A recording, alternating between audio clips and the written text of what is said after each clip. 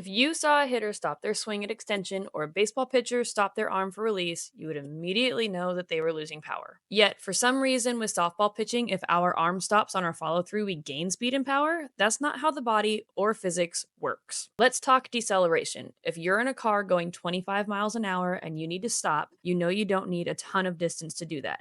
But if you're traveling 60 miles an hour, you need a much longer distance to come to a complete stop. Your finger speed at release should be at its fastest if you're whipping correctly, so you need more distance to fully stop. If you try to stop too early, you will end up starting to decelerate or slow down during your release, which is the last thing we want.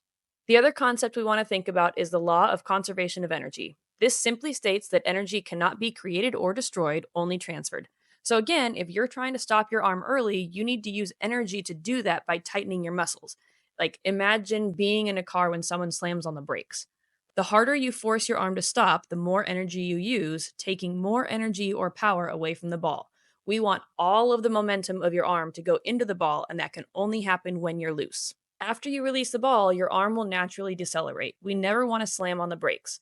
Let your follow through be long and loose to allow the most power transfer into the ball. Another thing to keep in mind, if you're truly loose and relaxed on your follow through, your hand will naturally turn towards your midline or the ground. It's not something you need to force.